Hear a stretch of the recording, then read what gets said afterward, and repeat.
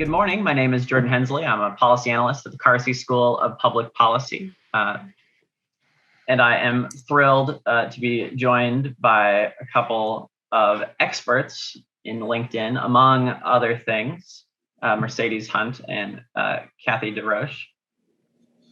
And so we will be talking about LinkedIn this morning. Let me first say that Coffee and Conversations is a joint effort of the Carsey School of Public Policy at the University of New Hampshire, the New Hampshire Bureau of Education and Training, and the New Hampshire Municipal Managers Association. We're thrilled to have you here. Thank you so much. So with that, I will begin by introducing our excellent panelists. You may have seen in some of the promotional materials, we originally were also going to have Christian joining us. He was unable to join this morning, but we will definitely have plenty to talk about. So I'd like to first introduce Mercedes, and Mercedes is the Senior Lecturer and Director of Undergraduate Business Management and Finance Programs at Granite State College. Mercedes is a passionate educator, and her position enables her to teach, provide keynote speeches, develop new courses, and build curriculum. She's invested the last 5 years in studying and teaching others about the many benefits of LinkedIn. Mercedes is also the founder of Map and Compass Consulting LLC, which is a consulting company that helps public assembly venues implement sustainability strategies through stakeholder engagement.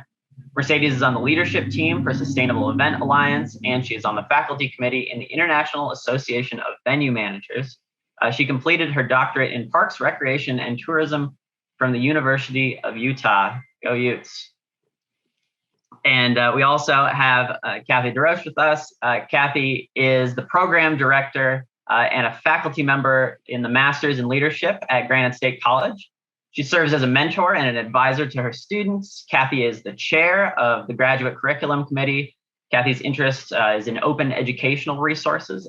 She's collaborated with other faculty to create 5 books and is collaborating with her students to contribute to one of those books. Kathy holds a master's degree from the University of New Hampshire and a doctorate in education from Plymouth State University.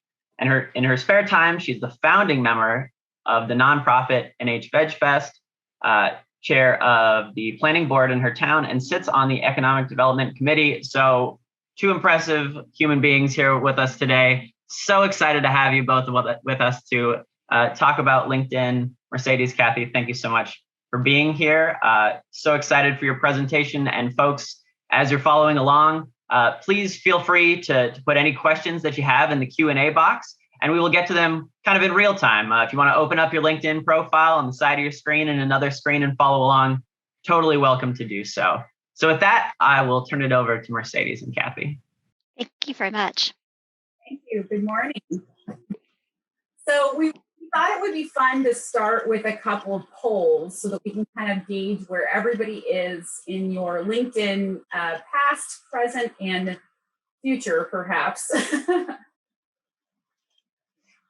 So if everybody would just be willing to complete the poll, we'll be able to get started.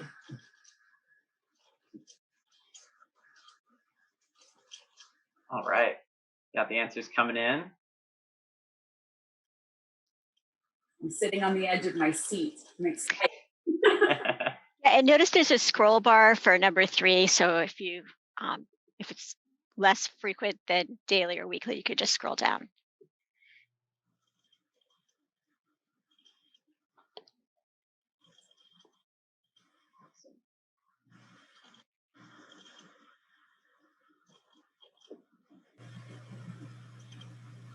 So pretty good, 100% participation. That's, we do a lot of public, opinion research, polling data, working with things like that. You never see that. So that's excellent. Thank you, everyone.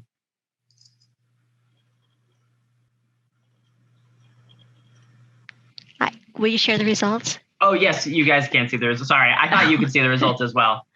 Yes, so question number 1, do you have a LinkedIn profile? 93% say yes, 7% say no. How long have you had a LinkedIn profile? The most, 46% of you have had a LinkedIn profile for 6 or more years, followed by 36% with 3 to 5 years, 11% with 1 to 3 years, and 7% with less than 1 year. How often do folks use LinkedIn? The most is weekly, 43%, followed by daily at 21%, yearly at 18%, monthly at 11%, and what's LinkedIn at 7%, maybe not coincidentally the same number of folks that don't have a LinkedIn profile. Okay, thank you. That's really great. And that just is very telling that this presentation really needs to speak to a wide audience. There's There it is. Thank you. LinkedIn is a really great resource. And for those of you who don't, perhaps we can change your mind. And for those of you who do and have been on LinkedIn for 6 years or more, I think that you will still get something out of this presentation. So welcome. It's so great to have you all here. I'm going to share my screen.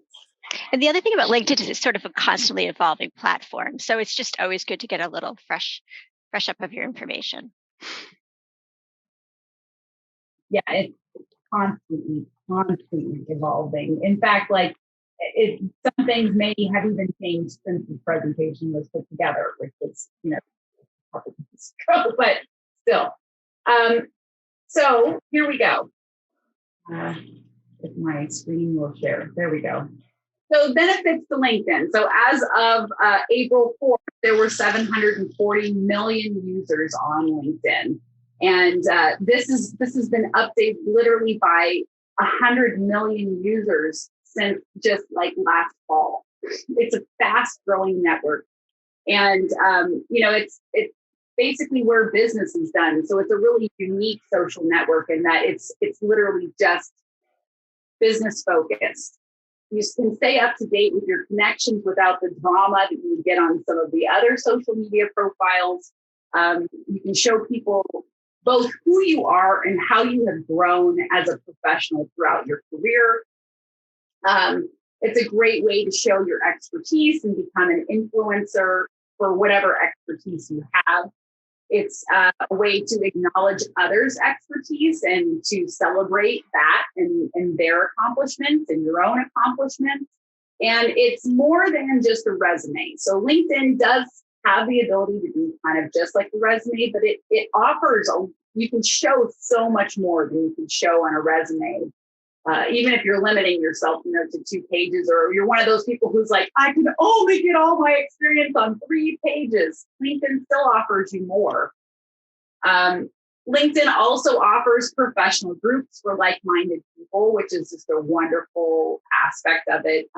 It offers, the ability to follow news and trends on multiple industries, organizations, individuals, research. We even have students doing research in our business programs using LinkedIn. It's a great way to share your brand. So, and you're going to hear this piece about branding a lot throughout this presentation, because essentially this all comes down to what's your message? What do you want to tell the world about you? And all of the pieces that go with branding. And then, of course, there's the job seeking piece, which I think most people, when they think of LinkedIn, their first thought is the great place for job searching.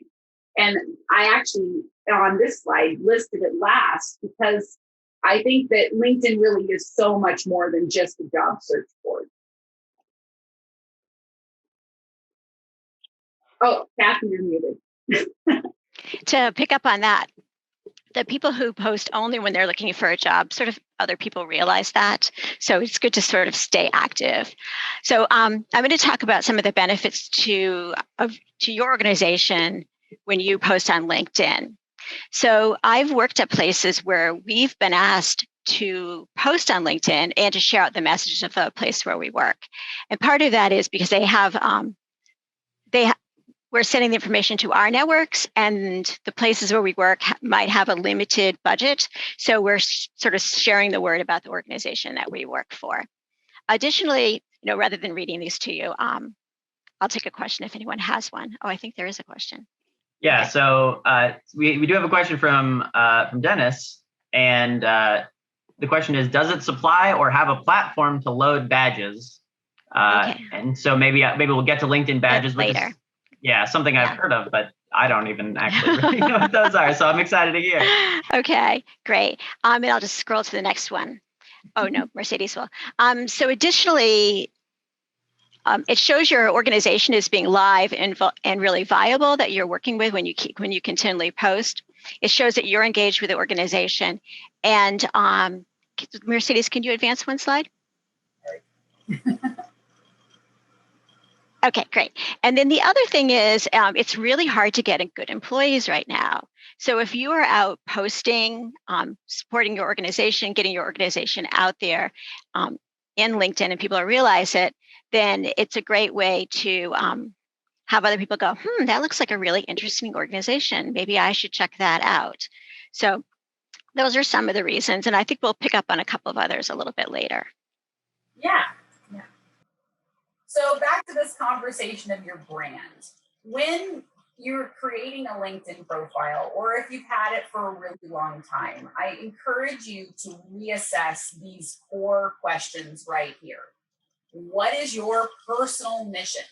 What are your core values? What do you want the world to know about you? What are your career goals? What do you want to communicate? All of these things. What do you want to be known for at the end of the day?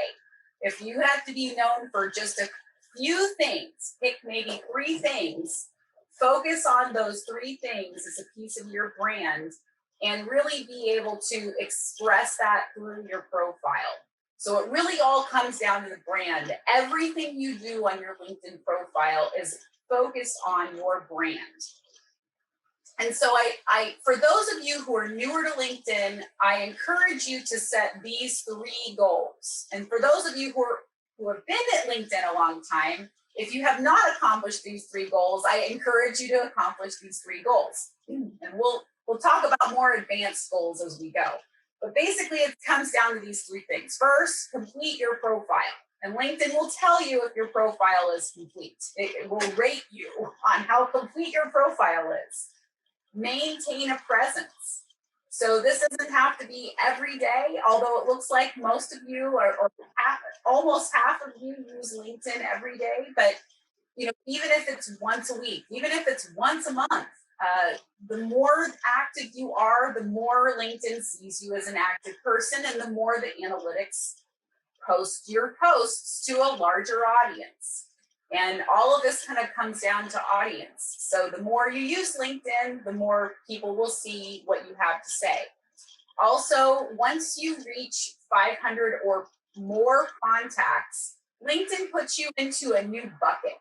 So, before that, you're seen as, well, there may be a casual LinkedIn user. But once you reach 500 or more contacts, then LinkedIn sees you as being more legitimate, more serious about the platform. And also, consequently, they then share your post with a larger percentage of your connections. Great. We've got a few questions here. I don't know if this is a good point or you want to roll through a little bit. I think we can take some. Okay. So we've got a question here asking whether you have advice on posting an end date for job elimination due to the pandemic, because it's been several months. So some people leave details open for their last job. And then advice on clicking status for open to finding a new job. Does that look too desperate? I don't think it looks too desperate. What was the first question again? Do you have any advice on posting an end date for job elimination due to the pandemic? Because it's been several months. Maybe So is this an HR person?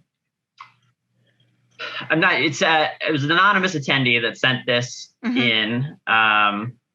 Yeah, and I've seen a lot of people do this throughout the pandemic, and I think the approach that at least I've seen my network take is that it's good to know. Like, people can't help you unless they know that you're in search of work, and people can't support you if they don't know that you've lost your job. So your network, I mean, if you think that 40% of jobs are not posted online, 40% of jobs are all through networking. They're not posted. that those 40% of jobs could potentially come from you just sharing with your network that a good person is in search of a job. Skill sets that some people may be searching for. The other thing is I've seen that people, when they share that they've lost their job, many of contacts will reach out and say, hey, can I write you a recommendation on your LinkedIn profile? What can I do to support you? If I see any jobs that are along the lines of what you're looking for, tell me what you're looking for and I'll send you jobs as I see them. People will look out for you because it's a community. So I think that if you're in between that rock and a hard place of you lost your job, it does not hurt to throw it out to your network and to allow that network to support you in your search, as opposed to being, and I have felt this even in my own career, you know, you're embarrassed, you're fearful, you're ashamed of how people might perceive you. And because of it, you just, you know, sit in silence instead of letting that network help you. And I now, I think, have changed my own opinion of that, because I used to be the sole, you know, like I'm in between things and it's not working out and nobody loves me. I'm never going to find a job. And I think that as you trust in the network and you trust that these people really care about your well-being, that it will benefit you in the long run. Additionally, you don't have to be, you can be sort of quietly looking for a job. So you don't have to post to the wide network that you're looking, but there is a place to post so that only headhunters can find that you're looking for work. So you could, right. Great. Thank you. And that sort of dovetails a little bit to another question we received, which is, what are your thoughts about connecting to people you haven't worked with or that you don't know? So Sarah says, you know, I've heard people say LinkedIn is not Facebook.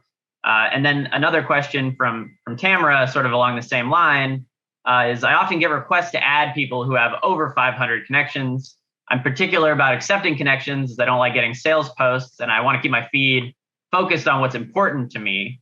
Expanding beyond 500 allows more negative and sales posts, which I don't want to see or, you know, don't feel like I have time for. Well, I think that's a personal thing. I do have more than 500 people. I do have people I don't know really who are posted.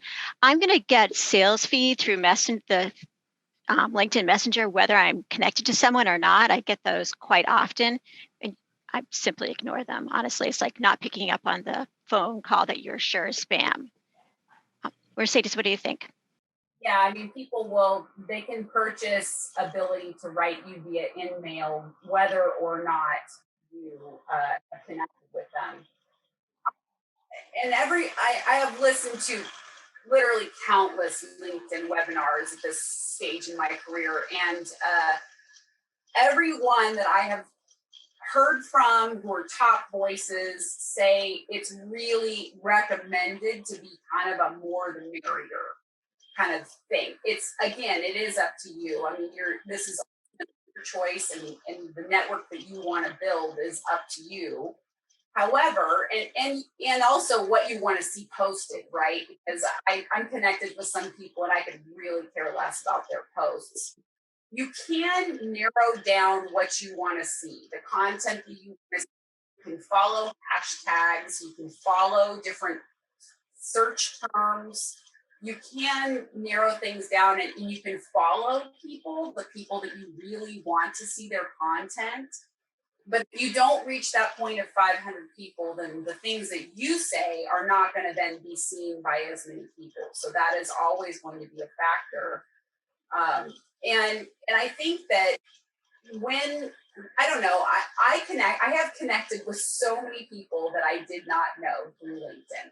And I have met people in person that I had a friend who connected with me on LinkedIn and we became friends. We happened to be in New York at the New York Times travel show, and we met in person and we had the best time together. It was remarkable how many people I have met in person through LinkedIn, made connections, meaningful connections, and have stayed friends with them since then. So I mean, I personally love it because of that. But for people who are maybe not the types that are comfortable with reaching out to strangers, you may take the approach of only friending people who write you when they friend you. And or you can write them and say, you know, I don't see that we have anything in common, but something I have learned through the job search throughout many, many years is that you may see somebody who, you know, here I work in academia and I meet somebody who works in turf management, for instance. And this is the whole idea behind, you know, BNI, Business Networking International. You may think that somebody in turf management has nothing to do with you or your career. And then you're searching for a job and that person knows somebody who may know somebody who could still land you a job. So you really can't ever count somebody out as not being important or not being a potential source of helping you or you being able to help them, because it's a really small world and people know people, even if they're in a totally different area or industry. And you just don't know. You just don't know what may come up. It may lead you to greatness. I mean, really, I think that only good can come from connecting with people, minus the annoyance of the sales connections, because it drives me crazy all the time. Yeah, so I have two more things to add to that. And one is being someone who might be looking for someone. So I've had times where I need to find an adjunct faculty member with a certain expertise. And when you search, you can only search on the people you know, the people they know, and the people they know. So if I'm not friended or linked in with a lot of people, then my sphere of who I can find when I do those searches becomes diminished, unless you pay for the extra package, which I do not pay for. So having that ability to search when I'm hiring somebody has been really helpful for me. Thank Okay. you. Anything else? We have a couple more questions.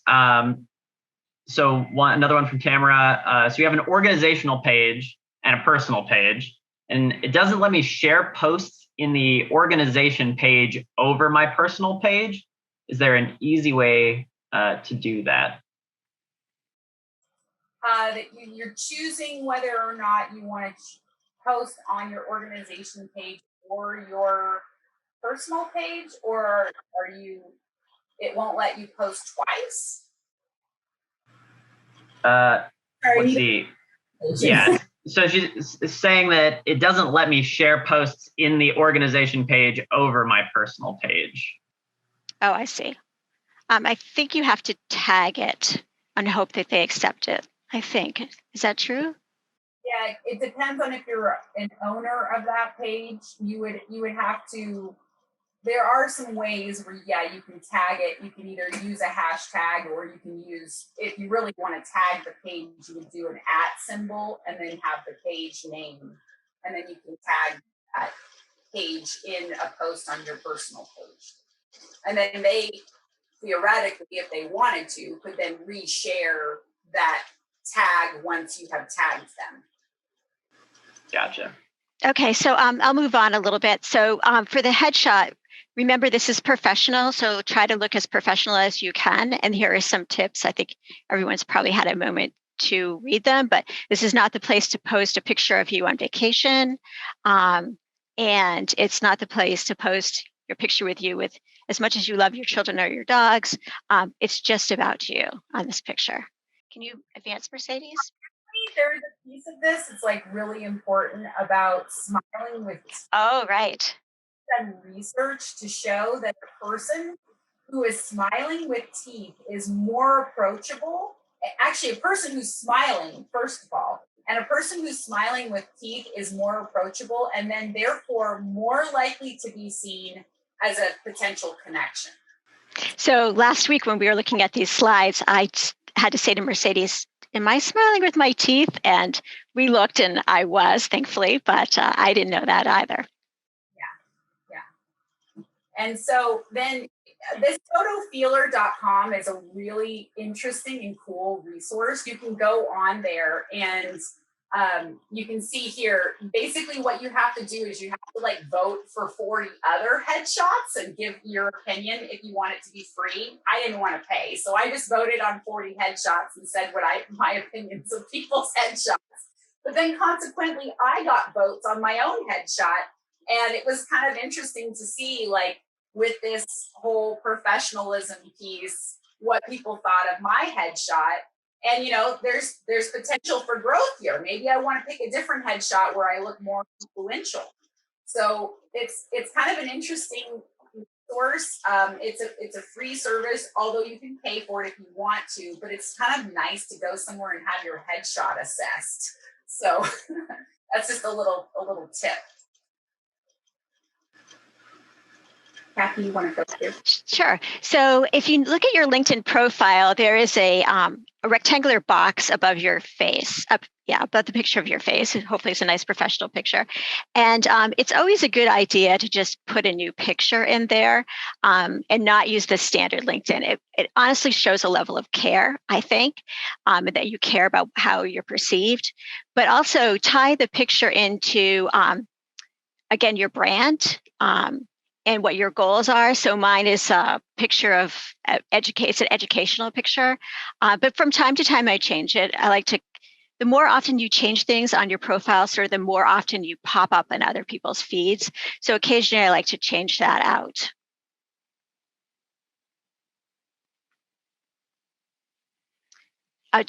Should I do this one or I can do it? Okay. So it's really nice to think about this when we think about the old days when we read paper newspapers. I mean, I'm sure some of you still do, but there's this sort of above the fold concept. So the stuff that you put at the top or above the fold is really most important. So I would honestly advise writing more than digital marketing manager, but write something, I think that's the part where I can't really see that well. But you should write something that's more about your goals and about your brand in that section underneath versus digital marketing marketer specializing in analytics. Sorry. Because again, that sets you apart. Like you could say something really boring, but instead she talks about different parts of the marketing that she's involved with. And I think it makes it more relevant and it makes you more interesting. People, again, will want to connect with you. Yeah, and there's some other pieces to this too. So take into consideration that on mobile devices, people only see maybe your first line. So you really have to start with a hook so that people want to continue to read, because otherwise they will likely not read your profile. And the whole goal here is to have your profile read. But secondary to that, and this is a theme that you'll see again throughout this presentation about these SEOs. And SEO, for those of you who don't know, is search engine optimization. And all of this kind of comes down to the analytics, the behind the scenes of this is around this search engine optimization. So you've got this, when you use keywords, so specifically maybe your top 3 words that you want to be known for verbatim. So if you want to be known for, public service, you need to have it be those words versus, public administration. You want it to be or public admin. If you change admin to administration, even that small change will change whether you are known for that specific keyword. So you have to write the keyword as you want to be known for it. And so the more you repeat these keywords throughout your profile, then the more that Google and search engines connect you with this, those key terms. It's kind of an interesting concept. Yeah, and to add to that, you can see how many connections she has, but if you look next to her name, it says first, which means that you're directly linked into her. You could pull up someone who's second or third, but you would never get anyone beyond that. And that's another reason to have a nice broad network, I think. Great. Maybe a couple of more questions here. So we have a question from Emma. Can you talk, and maybe you talk about this a little more later, but can you talk about the premium LinkedIn option? And do you think that's worth it for folks? See Kathy shaking her head. Yeah. Mercedes, do you want to talk about that? Yeah, so LinkedIn Premium, last I checked, it was about $30 a month. So it's not just like, $5, like just a little connection. It's like a significant price. I find that it's worth it for a few different things. It's definitely worth it if you're in the job search and you want to see the advanced analytic features of LinkedIn. So you want to see who is seeing your profile. You want to see what it really will give you a lot of analytics around this SEO thing and what words you're getting known for when people search what key terms people are searching for that LinkedIn is associating you with, which is really useful because you might get those insights. You can get some of those free. Since then, I usually just do the free and I can still see some things. It's really great for human resource professionals who are searching for, potential hires because you definitely get more insights on people. Definitely get more in terms of job insights. So, how much a company pays and a little bit more on the like how high of a chance you are to maybe get an interview, like how qualified are you based on your LinkedIn profile to a potential job that you're going to be hired for. And then it's really good, I think, for marketing professionals because marketing professionals, want to see the analytics. So you're going to get a lot more advanced analytics from marketing. So marketing, human resources, and job seekers, I think, are really kind of who it's targeted towards. But if you're just like a person who like maybe you're trying to really build your brand, you want to become an influencer, you want to maybe target becoming, one of LinkedIn's top voices, you might want to pay for a subscription only because it's a way for you to really build your brand and that may be important to you. So Great. I also think you get the LinkedIn Learning with that. So we get that free through work, and I find it to be pretty good. So that is another benefit of it. But is it worth $30? Personally, I think it's not, but as just a regular person. Okay. Yeah. And then so kind of along a couple more questions, kind of in a similar vein, to marketing, branding yourself. We have a question from Beth. She says, so, hearing some negative comments about sales, says, I've developed an innovative approach to teaching writing to elementary school students. Is it okay to promote my work? Ultimately, I'm looking for teachers to take workshops or purchase educational materials. That's kind of how she's looking to use LinkedIn. Yeah, absolutely. You should share your work. Absolutely. That's great. In fact, and I think we're going to come to this next. Mm-hmm. LinkedIn actually gives you the ability, I think here it is, in your featured section to feature your work. So you actually have the ability here to feature publications that you put. If you have a blog, if you have events like workshops that you want to share, you can share events on here.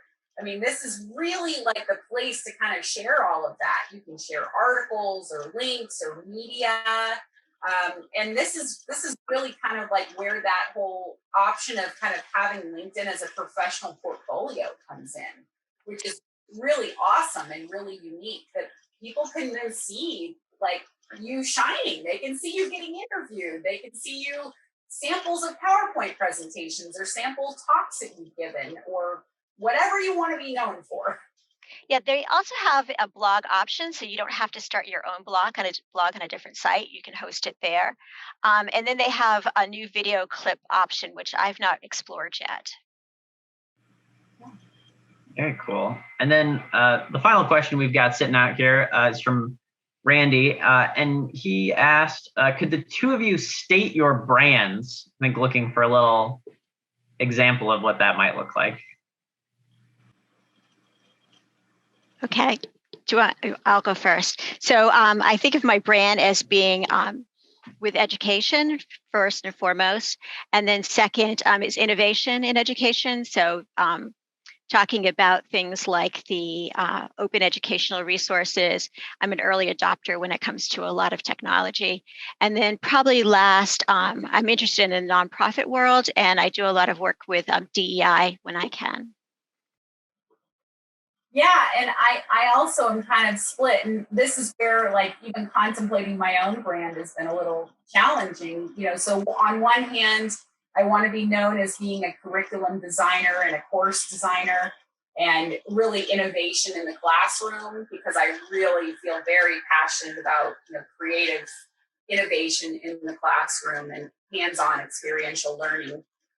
My other side is like my greatest passion in the world is regarding sustainability, and my day job is not really focused on sustainability, and yet it's always in the back of my mind. Everything that I do relates to this sustainability piece, and so I have this sidebar of being really passionate about sustainability, and my specialty is in events and tourism. And then I have this other piece, which is around curriculum and innovation. And it can sometimes be difficult because the two brands are differing. But yet that is me, right? Like we're complex individuals. And so you have to just find creative ways of sharing that brand, whatever it is. Awesome. Thank you both. That question would have had me stuttering. So the way that you both can articulate that so clearly, I think is something we should all try to emulate. So you have to contemplate it, because everything about your LinkedIn comes down to your brand. And if you don't know what your brand is, I mean, I highly can encourage you to even consider hiring a LinkedIn coach to help you. Like I hired one years back, and it really helped me to understand my brand. And it's a really useful thing, because ultimately, how are you able to share whatever you want to share if you're not clear about what it is you're trying to share about yourself? I think, though, if you don't have the inclination to hire, you could probably ask your colleagues, your friends, sort of what do you think my brand is? And then you could say, okay, is that what I really want my brand to be? And then you can adjust your content and your LinkedIn profile based on that. We kind of missed this last piece here, but the about section is about, it's a place to show your personality. It's a place that you can really give context to your story. So your title, when you have your name, your title is kind of the place to pull people in based on your interests and what your brand is. And then you can give context to that brand here. So, here's just some ideas that are kind of useful around short paragraphs, bullets. You can even have a quote that you want to be known for. Avoiding jargon, because you want to make it for a really broad audience and not specialized in just your area of expertise. And then you probably want to include a call for action at the end, meaning like we want people to know that, like, if you want to contact you, how to contact you, or do you want people to contact you? So at the end, you might want to say, write me an email, let's connect, something like that. So that's what the call to action means. Okay. We kind of covered this. We covered this, yeah. Okay. So do you want to do this slide and I'll chime in? Yeah. So your experience is, after you have covered the top section of your LinkedIn profile, you've got this experience piece. And so the experience kind of comes down to, what your professional experience is. So you want to focus on your most impressive title, your organization's name. If you are able to link to your organization and like their page and with a logo, that looks more legitimate. So, and that stuff matters, because people, if they see something and they're like, they work from some organization and this organization doesn't have any sort of a logo or anything, you have to kind of wonder, like, how legit is this organization? Focus on, and this is the same as a resume, right? You want to really only focus on your experience from the last 10 years. with the exception of, like, let's say you had a previous career for 20 years and something totally different, and you're really proud of that, you can express that, but you do bump up against the issue of potentially having ageism be an issue where people can judge you, based on what happened before 10 years ago. And so I really do recommend that if you can, limit it to just the last 10 years. Limit it, focus on your keywords, which then will focus back to the SEOs, transferable skills. Really, this comes to transferable skills. Like, what do you want to be known for, and how can this apply to whatever else you want to do moving on throughout your career?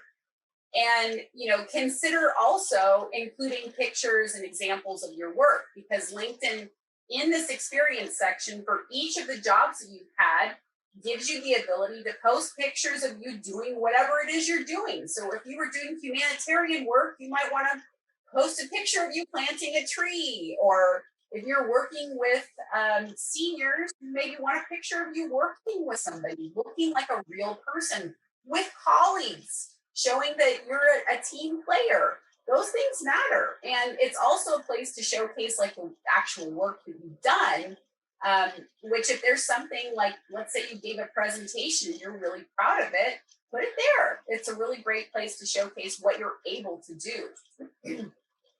So whenever I hear these conversations, it always says to me, like, wait a minute, I need to go back and do some work on my profile. So it is kind of a constantly evolving, and you will add things over time. And so Mercedes thinks, oh, as she's speaking, I'm thinking, oh, wait, I could add something more about that.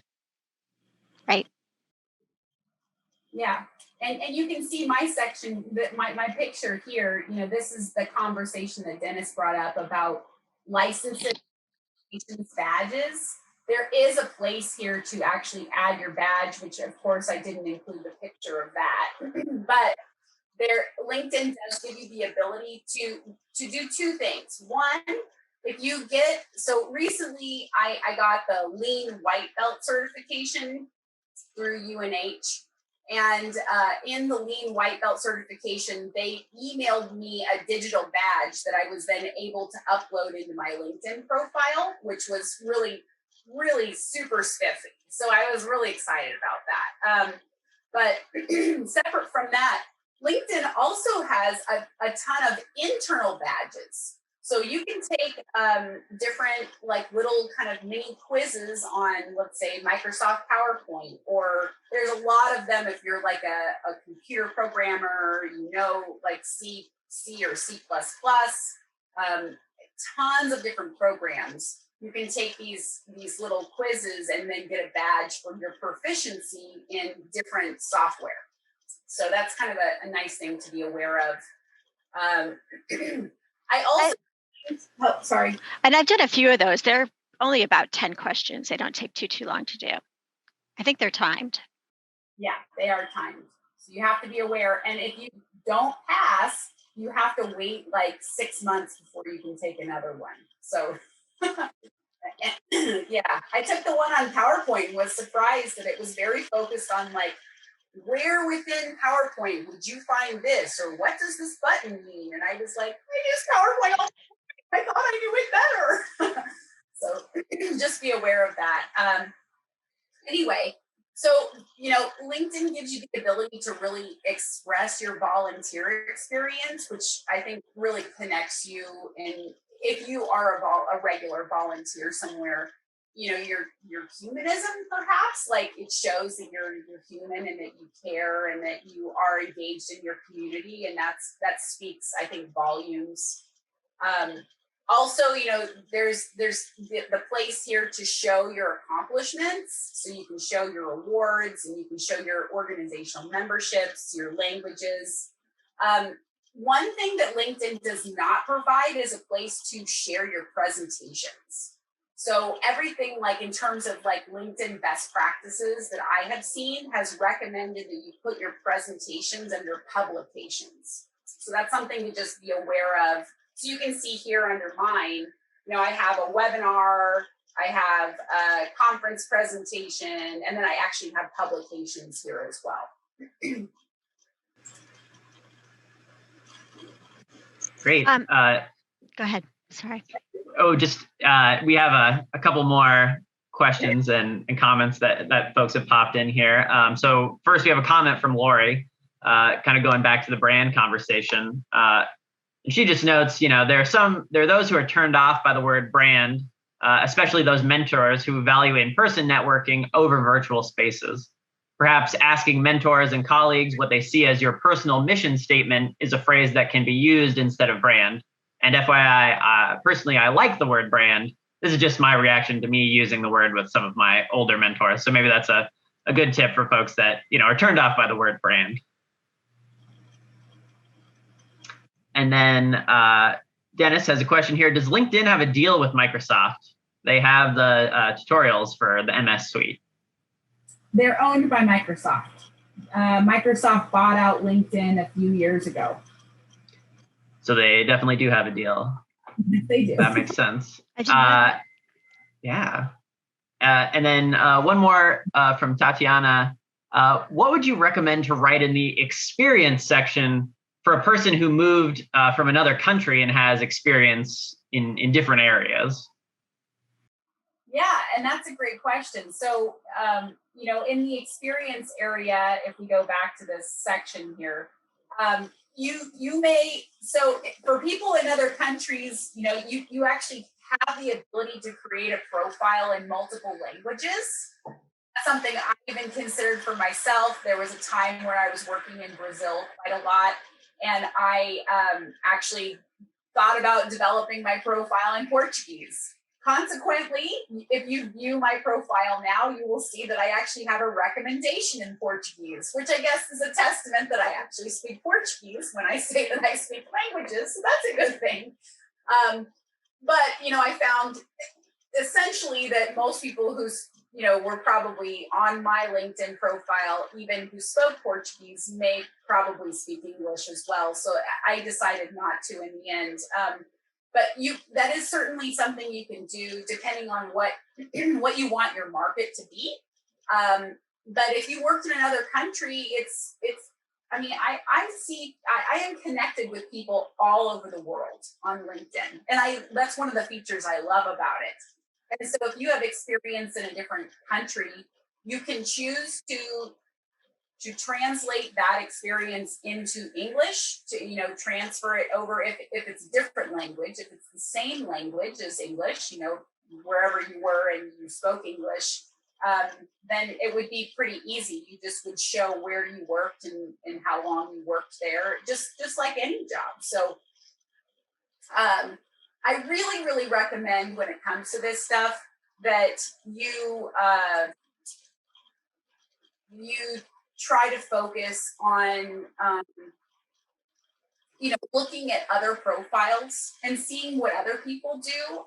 I do a lot of that. I definitely do a lot of kind of borrowing things that I like from other people who have a similar brand to me. And then maybe, I don't necessarily steal what they say, but I will kind of rephrase things and, in ways that I feel speak to me. So I definitely encourage you to do that. Yeah, and I would say just because the experience is in another country doesn't make it any less valuable. So, right? Oh, absolutely not. Yeah, so there you go. Okay, so in this particular section, you can highlight you can highlight your skills, and then people can speak up for you. And when you can move the skills around. So in this particular instance, you see the one with the highest at the top, but based on your brand, you can move those up and down. So when people look at your profile quickly, they'll see the skills that identify with your brand.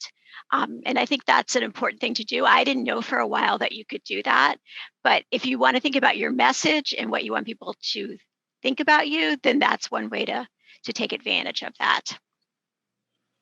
And then you can ask others to endorse you. This is not something I've been sort of brave enough to do, but I have had people ask me for endorsements, and it's very simple to do. And you may want to ask them sort of, what do you want others to know about you before you do that? And then your badges, as you can see, the one, I have a white belt too from UNH, so that I have that on there. And then the small quizzes I've taken. I think I took the one for PowerPoint, Mercedes. I think that might be there, but I don't really remember. So just because you have one, let's say your usability here is what you want to be known for, and you only have 12 people who have endorsed you for that, it doesn't mean it's still not worth moving to the top. Because really, people only see your top 3 skills, and all of your other skills, they have to click down to see them. So really focus on what are the top 3 things that you want to be known for, because those are the ones that are going to show up.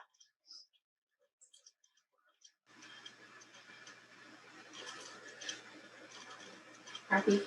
I think I just spoke about this. So the very first one, again, if you tell somebody what you want your brand to be, then hopefully they'll write the recommendation about that. And I've never sort of spontaneously sent a recommendation, but I have had someone do that for me. So that might be something I could do for people in the future. Do you have anything else, Mercedes? That's something that I do for colleagues pretty frequently, you know, I have had friends that we've said, let's write each other recommendations, you know, because I have loved working with you and this has been so great. These recommendations really matter. Like they are not only a way to showcase your soft skills. I know that we're not usually using that term these days, but really, like, it's very hard to express that you are a team builder, that you're a good communicator. But it's really easy for someone else to say that about you. And so I highly recommend focusing on these recommendations. And when you have a friend and you ask for a recommendation, I also encourage you to ask them to highlight whatever it is you want them to highlight. So if I'm going to write somebody a recommendation, I write them ahead of time and I say, what do you want to be known for and how can I express that? And then somebody will write me and say, well, I really want to be known for my web design skills. Well, I may not know that about you, but I may know that you're a really great communicator, that you're very professional, that you hold yourself, you know, very in high esteem and that I have incredible respect for you. And so, you know, we usually have a conversation before I write it. And then a person can always, you know, edit your recommendation. They see your recommendation, the recommendation before it's published. So you can always work things out. But it should be a two-way conversation. But it's a really, the more recommendations, the better. Like this is so important. In terms of settings, I highly, highly encourage you to edit your public URL on LinkedIn. This is really important because as you're sharing it, you know, you may put your LinkedIn profile on your business card. You may have it on a website. You want it to be easy for people. And so editing your public URL is really, really important. Here's some other just kind of tips that I have learned throughout the years regarding privacy and things that I do. So, you know, I always allow for public visibility because the whole point here is to share your brand with the world. And if you're not publicly visible, then it's really hard to find you. You also want to turn off the viewers of this profile also viewed because essentially that's your competition. Like those are the people that are, you know, LinkedIn is comparing you to these people. I don't personally want people to see who I'm getting compared with. So I turn that off. I turn on sharing profile edits because the more you edit your profile, literally you could edit it every day, the more LinkedIn sees you as active. So you want people to see your profile, you're updating it, you're relevant. Turn on representing your organization and interests because that allows you again, to share more about what you're doing. Turn on who can reach you, because you want people to connect with you. Although if you're a person who doesn't want to have that's where I would go down to the communication with the messages, turn off sponsored messages. That's a really, really important one. But the who can reach you, you could maybe look at that and decide whether or not that is something you want, based on privacy. Ads. Personally, I don't like targeted ads, so I turn that off. I don't want them collecting data on me. I really don't like that, so I turn that off. And if you have a Twitter account, you can actually optionally connect with your Twitter account as well.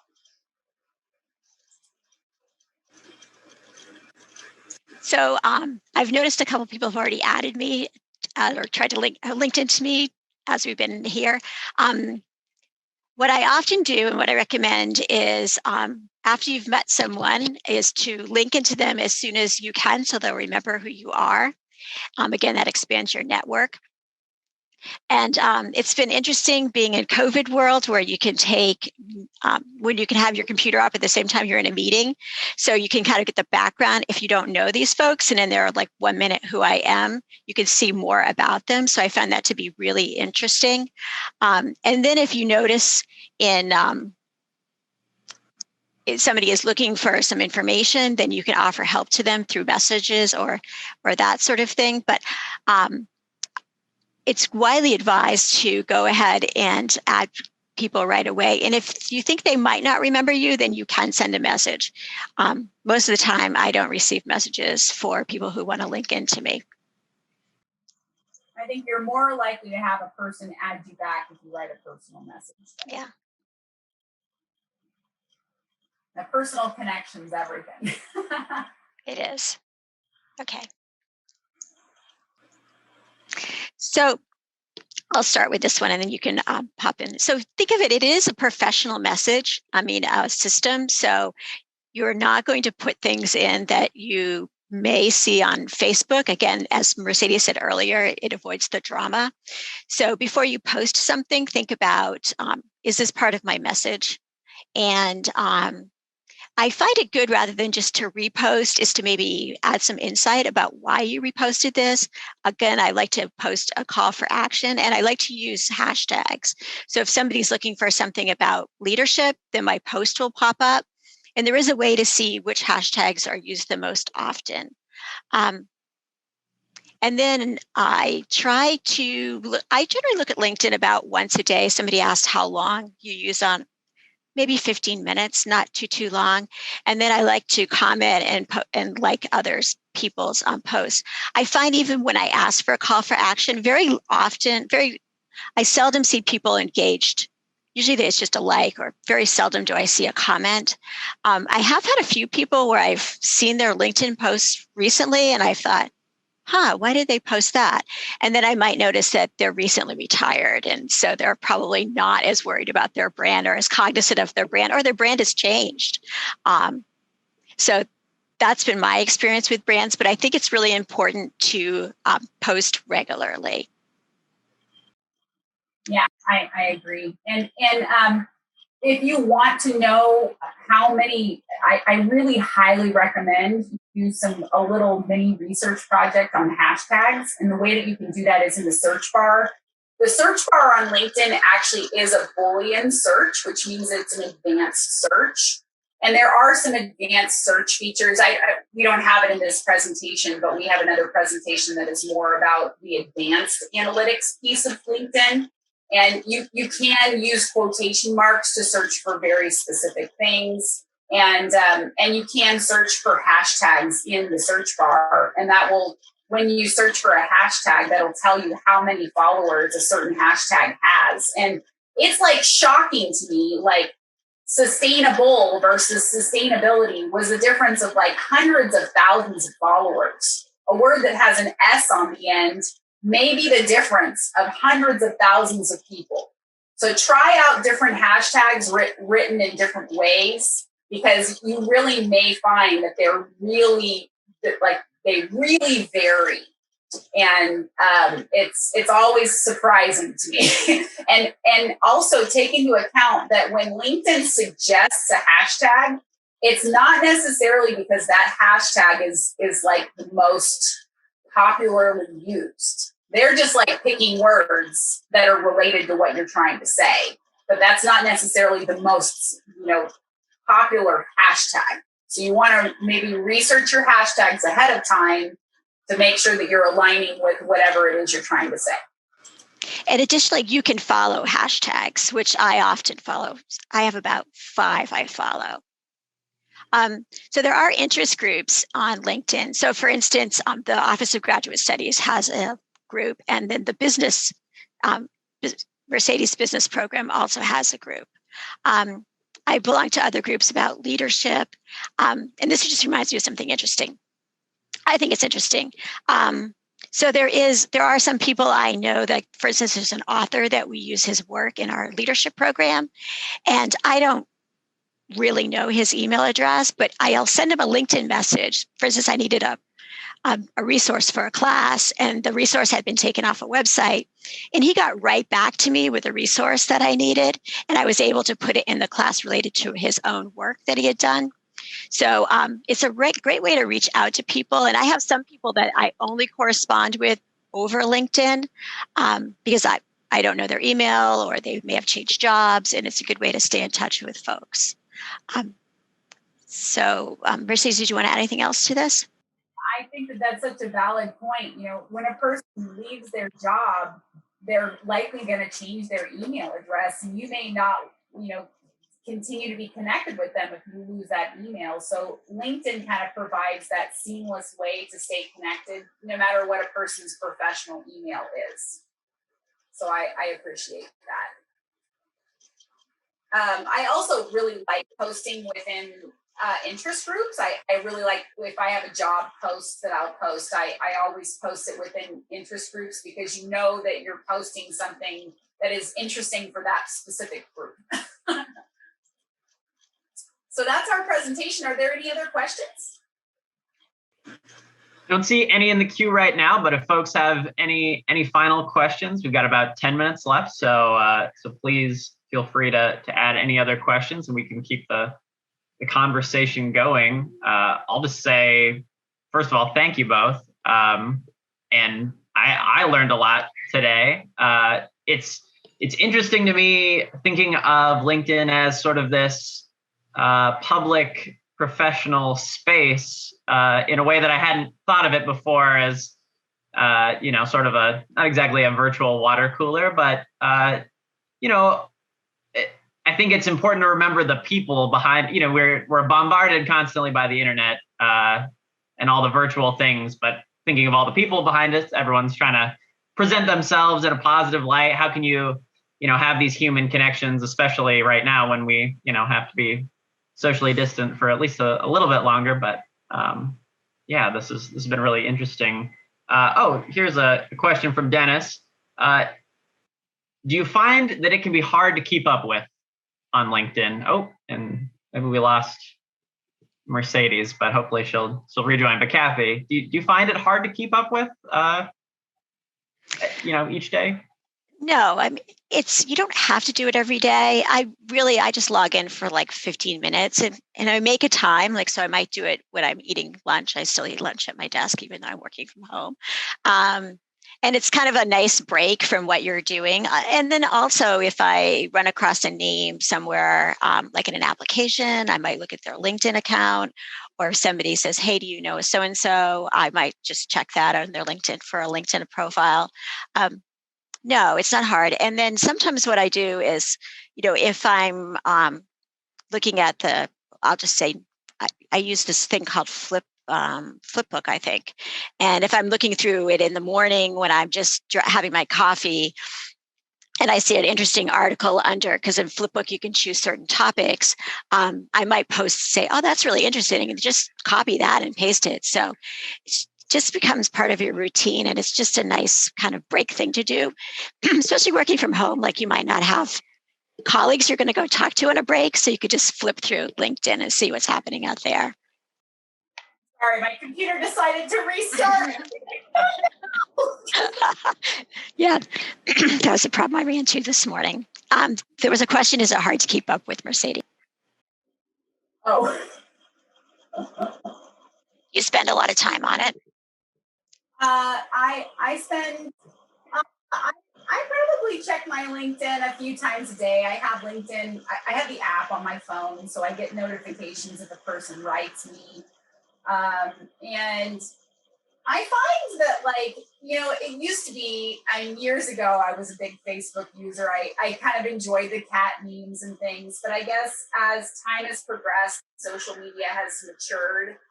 I've discovered that, like, I just really enjoy, like, flipping through LinkedIn. And even if I don't click on an article, I learn so much about news and trends and what's happening in the industry. And I find that I actually recently have stopped posting as much, but I tend to write on people's posts more often.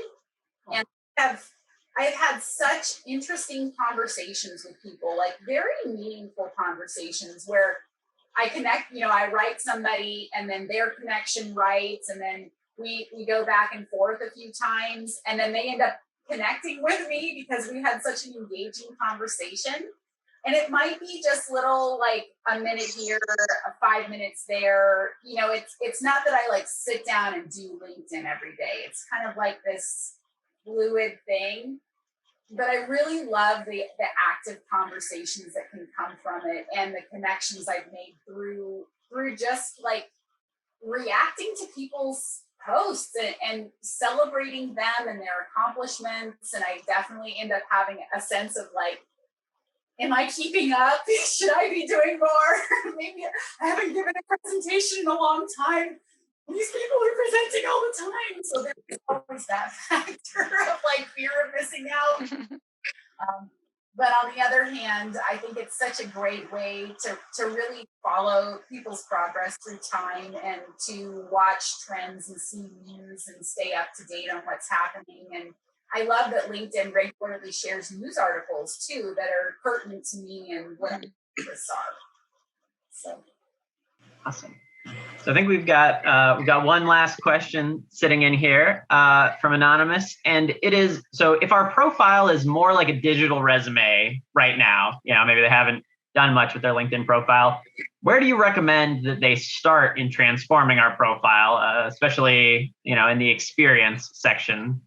So where do you begin? Like, where's the first step? I would think the first step is to identify your brand and then work from there. Mercedes, what do you think? I think that's the first step.